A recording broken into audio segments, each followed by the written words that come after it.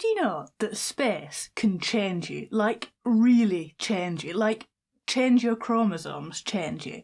On this day, in 2018, NASA released the findings of the trailblazing twin study, and the results were very surprising. This video is about what we found out with the help of retired astronauts Scott and Mark Kelly.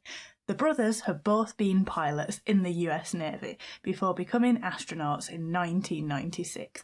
Each of them had completed multiple missions in space on the International Space Station. Mark had spent a total of 54 days in space before retiring due to an assassination attempt on his wife, the politician Gabby Giffords. He became the Democratic Senator for Arizona in 2019. Now, Scott, he had spent 520 days in space. Can you imagine being a third child in this overachieving household? Like, Catherine, what do you want to do with your life? I think I'll just work in Littlewoods. Anyway, Scott's final mission in space was in 2015, and it was due to last almost a year on the International Space Station. So NASA decided to see how spending that length of time in space affected the human body, using his brother on Earth as the baseline. It was the first study of its kind, and the purpose of the experiment was to see what would happen if they sent people on a mission to Mars, which is expected to last about 3 years. Do you remember that article that came out in 2019? And they were like, we'd probably want to have a comedian on board to keep morale up if we did that mission to Mars. I was like, I have met comedians and I can assure you, you do not want that. Anyway, I digress. The key findings of this study were that the flu vaccine, when given in space, behaves like it would on Earth, and that is really good to know. But imagine that Scott was also a little bit disappointed that he didn't get like superpowers and become Flu Man.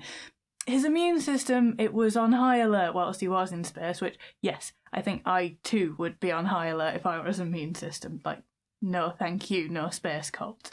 They also found out that Scott's cognitive performance declined a little bit when he returned to Earth.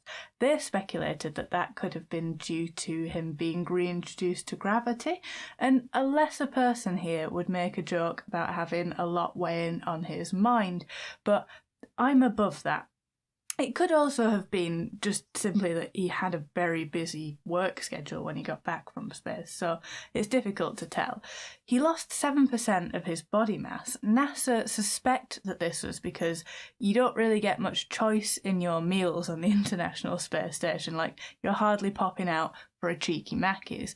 The diversity in his gut microbiome was profoundly different whilst he was in space, though. And it's funny, isn't it? Because NASA are all like, he lost weight because of our nutritious meals, but also his gut bacteria went all weird because he was only eating freeze-dried food for a year. I guess two things can be true. Like, it did return to normal when he got home, so, you know, no harm, no foul. The changes in fluids in his body because of gravity meant that he got inflammation in his carotid artery, and the shape of his eyeballs changed, like to ovals, not triangles. But the amount of radiation he was exposed to, given the amount of time he was in space, that also wasn't great. A really strange side effect, though, was to do with his telomeres. Now, they're like covers on the end of your chromosomes, sort of like handles on the end of a skipping rope. And what they do is they basically stop your chromosomes from fraying and getting damaged. As you get older, they naturally do just get shorter and a bit more scraggy, like our outsides do, if we're being honest. Anyway, they found that when Scott was in space, his telomeres actually got longer, which isn't really a thing, I don't think. Alas, though, space is not the fountain of youth, and they actually got shorter than usual within 2 days of him returning to Earth. Boo. Scott found, though, that the biggest effect of his time in space was psychological.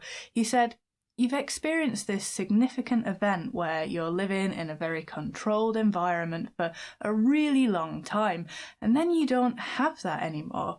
To get readjusted back to, well, not just physically readjusted, but generally readjusted back to life on Earth seemed to take me about 8 months, which is a long time, but I get it.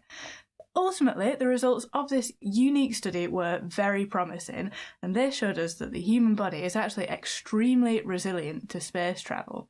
I hope that I get to see us go to Mars. Like, would you go to Mars if you could go? Do you know what? I'm a real wimp. I don't think I would do. Does that make me not very adventurous? I don't know. Let me know in the comments below. Anyway, thank you so much for watching. Why not subscribe? And I'll see you tomorrow.